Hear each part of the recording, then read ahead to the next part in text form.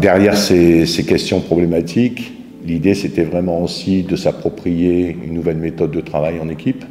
Et donc ça, c'était des éléments pour moi qui permettaient justement de travailler la collaboration entre professionnels. La salle du Penser Agir Ensemble, c'est un lieu sécurisant pour les éducateurs, les enseignants, enfin tous les professionnels du collège, et aussi pour les jeunes, qui permet en fait d'essayer d'étudier une problématique ensemble. C'est important parce qu'aujourd'hui, il y a besoin d'un lieu neutre, accueillant, sécurisant. Il y a besoin d'un lieu qui est défini pour créer du projet, faire de la créativité, penser ensemble. On a commencé à faire des groupes et là je me disais que j'allais pas réussir parce que souvent j'y arrive pas et là j'ai bien réussi parce que je me sentais à l'aise. Donner les entretiens, ça m'a fait plaisir. On dirait que je suis un grand garçon et que je passe tout. Je crois le fait de travailler mélangé avec des adultes, parce qu'on fait des projets de groupe ici, mais on est que entre élèves et c'est totalement différent. Je trouve que c'est mieux de mélanger avec des adultes. Après notre enseignant et les jours qui viennent, on commence à avoir une relation de confiance et avoir une relation de confiance qui est un peu la chose la plus importante pour moi. Je sais que je peux faire confiance, même si on est petit ou grand, il n'y a aucune différence. On peut parler, on a le même poids de parole et on peut donner beaucoup d'idées qu'on peut après rebondir dessus du coup. Avec les élèves, je trouve qu'on a créé une relation. C'était pas que entre adultes, on avait vraiment leur avis. On aime bien faire des projets où on a l'impression qu'on est un adulte alors qu'on est un enfant du coup.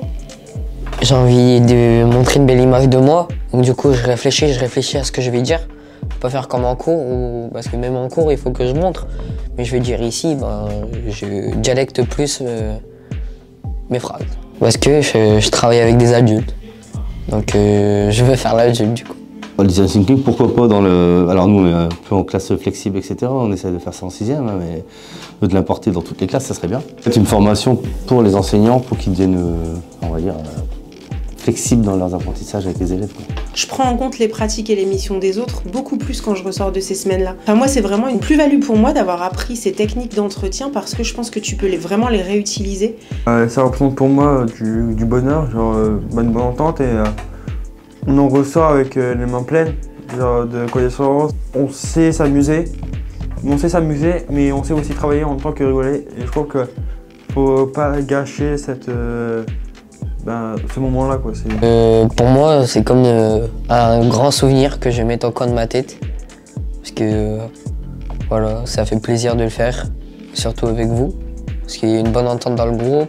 Moi, ce qui me marque le plus, finalement, avec ces 3 ans passés avec ACT et au Collège Saint-Jacques, c'est la capacité qu'a le processus à transformer les enseignants, les éducateurs, les jeunes, à travers un sprint design thinking sur plusieurs jours ensemble. J'ai été assez bluffée par de la maturité et par le fait que progressivement ils étaient à l'aise. J'en ai vu certains se transformer.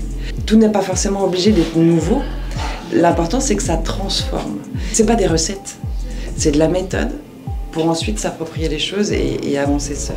Là, on n'a pas des recettes. C'est bien ce processus qui permet de transformer en fait, et de trouver de la cohésion, cette cohésion qui manquait un petit peu au départ, et de créer ce mouvement en fait, de transformation de l'établissement, au-delà de trouver le bon prototype au bon moment pour résoudre la problématique.